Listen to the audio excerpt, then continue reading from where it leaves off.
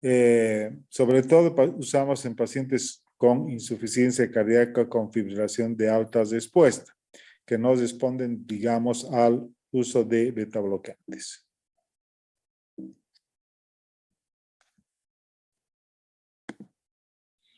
Vamos a entrar a otro grupo de productos, grupo de medicamentos que son antagonistas de los receptores de neprilicina, que se conocen como ARNI, como se conocían los IECAS, los ARA. Estos son nuevos grupos que se conoce como ARNIs. Y esto se dio por un estudio que salió publicado en el New England Journal of Medicine, que comparaba los inhibidores de la neprilicina versus el enalapril en pacientes con insuficiencia cardíaca con fracción de eyección reducida. Y si recordamos, existen péptidos vasoactivos que circulan en el organismo. Estos péptidos son el péptido natriurético, la adrenomedulina, la bradequinina, la sustancia P. Estos péptidos lo que hacen es disminuyen la activación neurohormonal, disminuyen el tono vascular, disminuyen la hipertrofia y la fibrosis cardíaca y disminuyen la retención de sodio. Es decir, tienen un efecto bueno, un efecto benéfico en la insuficiencia cardíaca. Entonces, se utilizan medicamentos que inhiben la destrucción de estos péptidos, ¿no es cierto? Y entre estos está la neprilicina. Entonces, este estudio se hizo en base a estos inhibidores de la neprilicina, que se vendría a ser el sacubitril más el valsartán. Valsartán es un ARA2, ¿no es cierto? Se combinó ambos. Y se comparó con, en este estudio que se llama Paradig, obteniendo como punto final la muerte cardiovascular. Y se vio que la combinación de sacubitril-valsartán disminuye la mortalidad más que el enalapril puro. Entonces, entre los resumen de los hallazgos, ¿no? Que fue que el sacubitril-valsartán disminuye el riesgo de muerte, de hospitalizaciones, disminuía el riesgo de muerte hasta en un 20%, de hospitalizaciones por insuficiencia cardíaca hasta en un 21%, y todas las causas de mortalidad en un 16%. O sea, fue un gran descubrimiento. Y además fue mejor tolerada que el enalapril. Y es así que en esta base estamos viendo la disminución de la mortalidad con los ARAS, que podía ser en un 15%, con los IECAS un 18%, pero con la combinación de sacubitril-valsartán agregábamos un 20% más de mejoría. Es decir, de preferencia vamos a dar un ARNI, sacubitril-valsartán, en vez de dar un IECA o un ARA. Esto para pacientes con insuficiencia cardíaca con fracción de eyección reducida. Hasta hace un tiempo no habían estos medicamentos en el mercado, es decir, no había en Bolivia, había en los países que se encontraban alrededor, Chile, la Argentina, pero actualmente sí ya contamos con estos medicamentos. Otro grupo de medicamentos nuevos que también ha demostrado ser muy útiles en el manejo de la insuficiencia cardíaca, pero en este caso tanto de la insuficiencia cardíaca con fracción de eyección reducida como la fracción de eyección conservada son las glifosinas. Y dentro de estas se ve que su túbulo de acción, su mecanismo de acción es que disminuía la reabsorción de glucosa, es decir, producía una mayor expresión de glucosa y por lo tanto de sodio y agua, ¿no?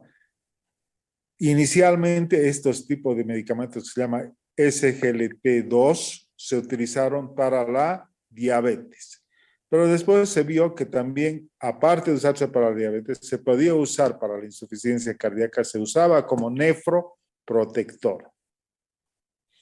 Y dentro de estas glifosinas tenemos la dapaglifosina, que es un inhibidor de la SGLT2 del cotransportador 2-sodio-glucosa, es decir, produce glucosuria, hemos dicho, produce disminución de la retención de líquido y mayor eliminación de sodio. Inicialmente autorizado en diabetes tipo 2 como monoterapia para aquellos pacientes que no podían usar metformina, pero también se podía usar con otros antidiabéticos orales. Y esta evidencia científica se dio en varios estudios. Una se llamaba DAPA Heart Failure del 2019, que fue un ensayo doble ciego en pacientes con insuficiencia cardíaca con fracción de eyección reducida y con o sin diabetes. Es decir, no es necesario que sean diabéticos. Y se les hizo un seguimiento durante 18 meses y mostró una reducción de un 26%, ¿no?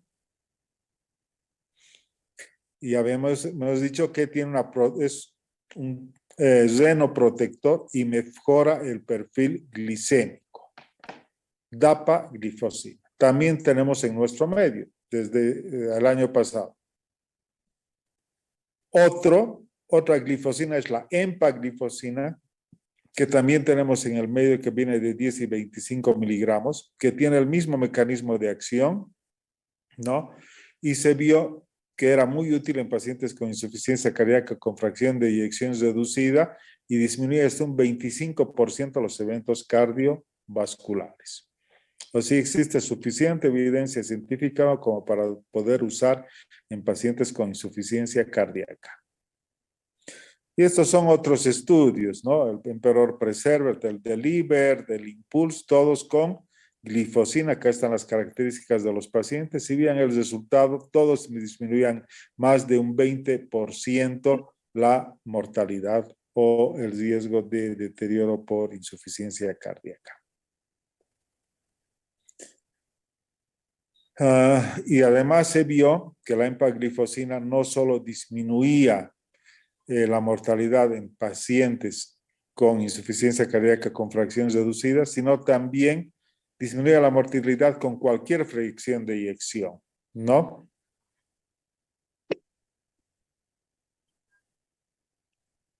Y acá están las indicaciones de la Sociedad Europea que sí se tiene que usar dapaglifosina o empaglifosina. Hay otros como la canaglifosina, pero todavía estos no están en el medio. ¿Ustedes han visto esta película? Imagino que sí. Sí. Son los 4 fantásticos, ¿verdad? Este es más de la época de ustedes que de la mía. Y a alguien se le ocurrió nombrar que este grupo de medicamentos se convertían en los 4 fantásticos en el tratamiento de la insuficiencia cardíaca. ¿Cuáles son estos? Los ARNI, es decir, los que hemos comentado, sacubitril, valsartán, inhibidores de la SGLT2, es decir, las glifosinas que acabamos de ver, estos grupos de medicamentos, los beta bloqueantes, que ya hemos visto, y los inhibidores de los mineralocorticoides, es decir, la espironolactona o la escleronona.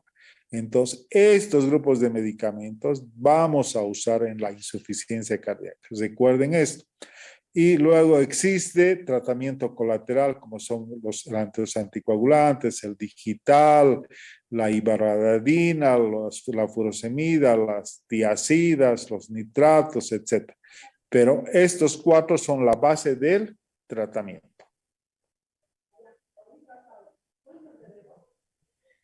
Acá tenemos las dosis, no las vamos a revisar.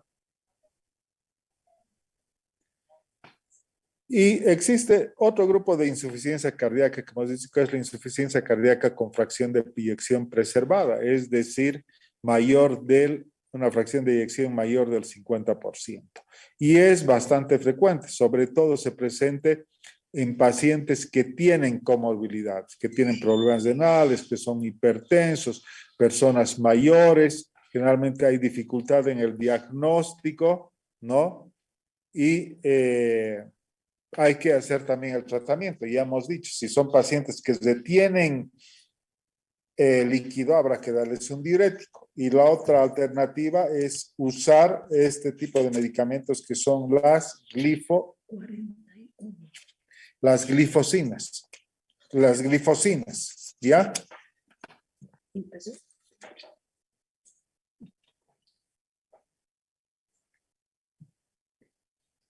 Pero siempre que tengamos pacientes con insuficiencia cardíaca con fracción de eyección preservada, tenemos que tratar también las comorbilidades, ¿no es cierto? Principalmente pacientes con enfermedad pulmonar obstructiva crónica, con insuficiencia renal, ¿no? Y hay que ver si tienen anemia o no.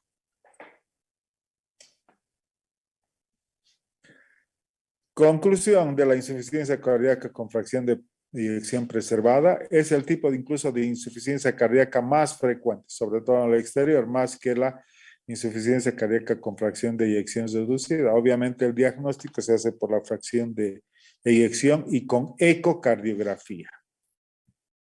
El pronóstico es similar a la insuficiencia cardíaca con fracción de eyección reducida y el tratamiento farmacológico se trata sobre todo de acorde a los síntomas, diuréticos, vasodilatadores, ¿no? Particularmente la espironolactona y tratamiento de las comorbilidades, enfermedades pulmonares, enfermedades renales si tiene, anemia, entre otras. El cambio del estilo de vida también es muy importante, el control de peso, dejar de fumar. Como hemos visto ahora, todos estos grupos de medicamentos han demostrado ser beneficiosos, pero también existen otro grupo de medicamentos que no son beneficiosos, es decir, que no debemos usar.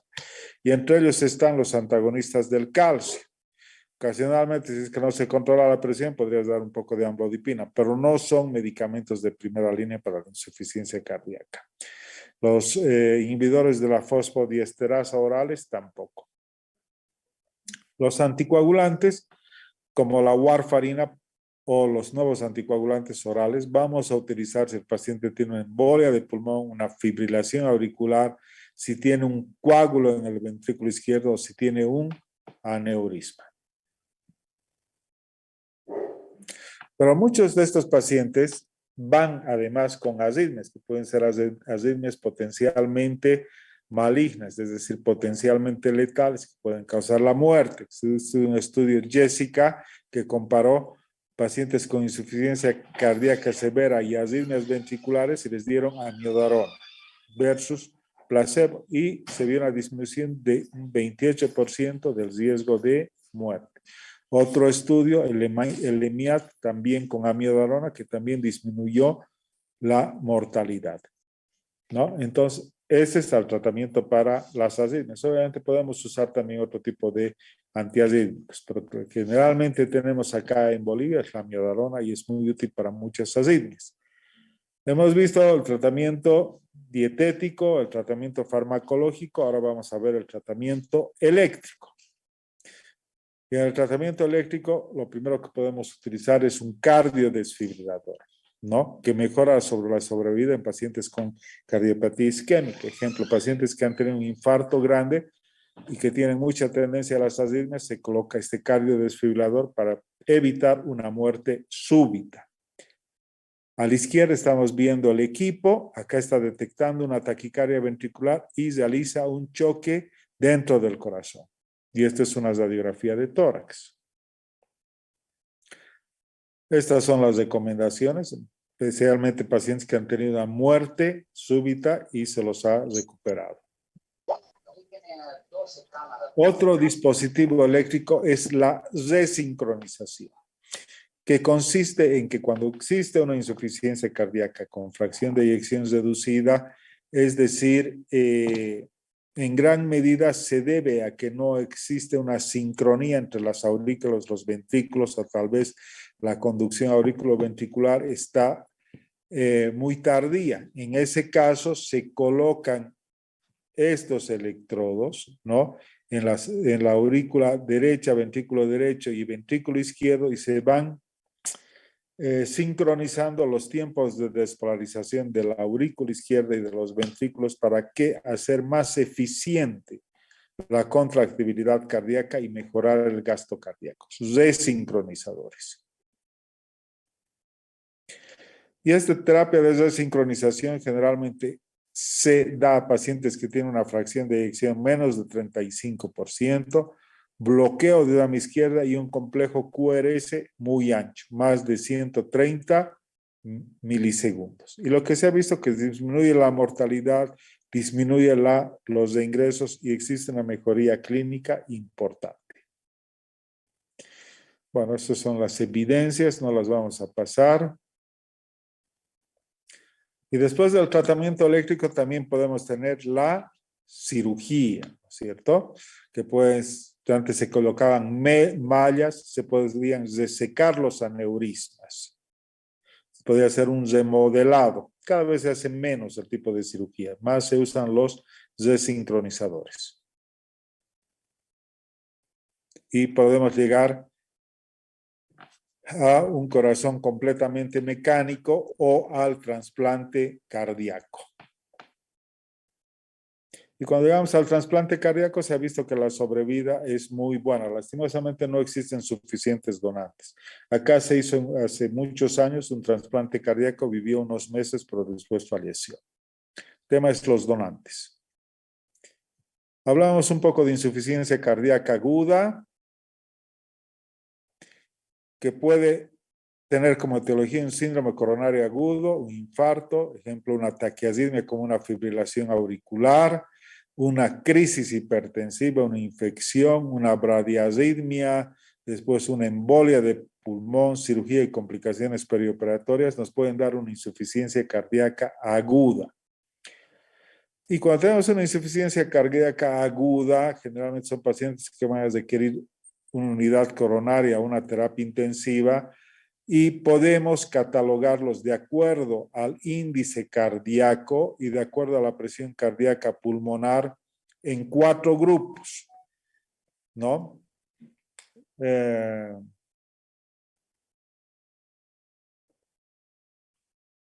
Normalmente, si tiene un índice cardíaco normal y una presión cardíaca y una presión capilar pulmonar normal, el paciente se llama caliente y seco. El paciente está caliente y húmedo cuando tiene una presión capilar elevada, más de 18, generalmente por falla izquierda, y tiene un índice cardíaco normal.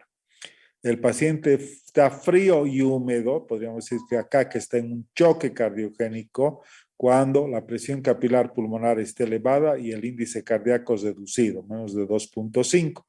Y está frío y seco, por ejemplo, en un choque hipovolémico, cuando la presión capilar pulmonar es baja y el índice cardíaco es reducido. Entonces, ahí sí podemos usar drogas inotrópicas endovenosas como ser la dobutamina, la noradrenalina y la milrinona. Y también podemos usar vasodilatadores como la nitroglicerina y nitroprusiato. Obviamente a veces es bueno, como están en terapia, medir el gasto cardíaco y medir la presión capilar pulmonar. Entonces un manejo sobre todo hemodinámico acorde a este cuadrito que les estoy mostrando. Y dentro de estos inotrópicos y vasopresores que contamos en las terapias, ya han debido llevar esto en farmacología, tenemos la dopamina, la adrenalina, la dobutamina y la noradrenalina. Acá están sus acciones que no las voy a repasar, que se supone que ustedes ya conocen, ¿no?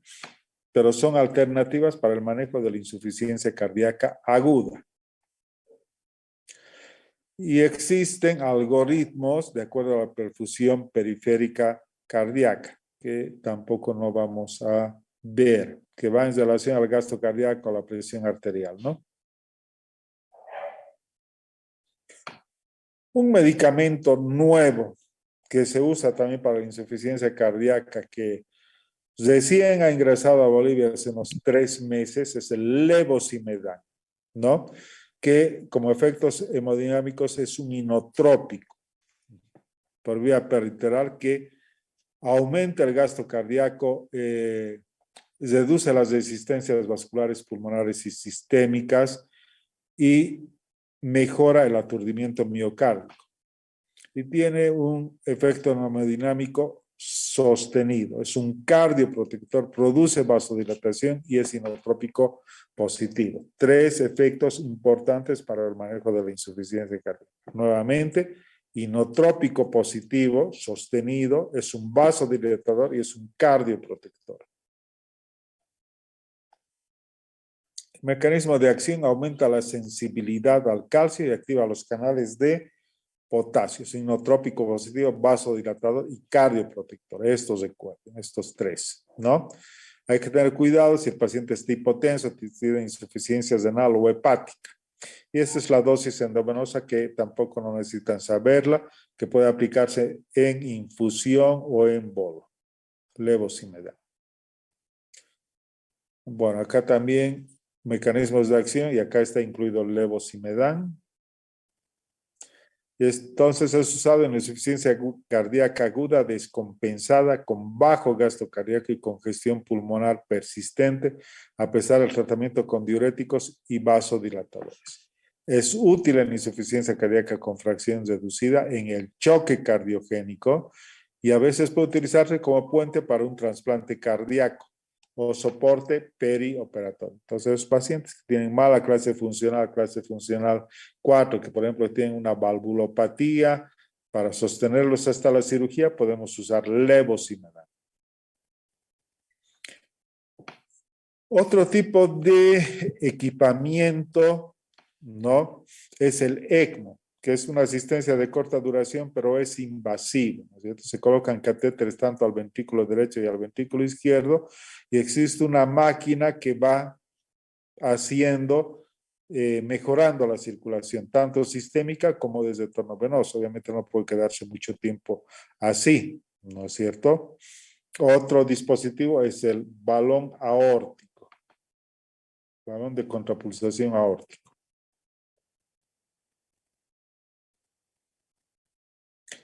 Y esta es una diapositiva que nos está ilustrando la última opción es el trasplante cardíaco, la sobrevida de los pacientes trasplantados cardíacos, que miren, hasta un 40% puede vivir como 10, 12 años, ¿no? Es decir, buenos resultados obviamente en centros muy experimentados. Otros fármacos que están en experimentación son la ibabradina, que es un inhibidor del nódulo sinusal que disminuye la frecuencia cardíaca, pero el paciente tiene que estar en ritmo sinusal. Es decir, podemos usar betabloqueantes y si a pesar de eso sigue con taquicardia sinusal, podemos darle ibabradina. De la digoxina ya hemos hablado. Esta es la ibabradina. Otro es la nesiritida, que es un péptido natriurético tipo B humano que produce vasodilatación y rápida mejoría de los síntomas congestivos. Estos dos medicamentos todavía no existen en nuestro medio, así que no me voy a referir mucho a esto. Tampoco a esto. Y bueno, con eso hemos terminado insuficiencia cardíaca. Ahora tenemos unos minutos más para alguna pregunta que quieran formular. Si les ha quedado claro o si tienen alguna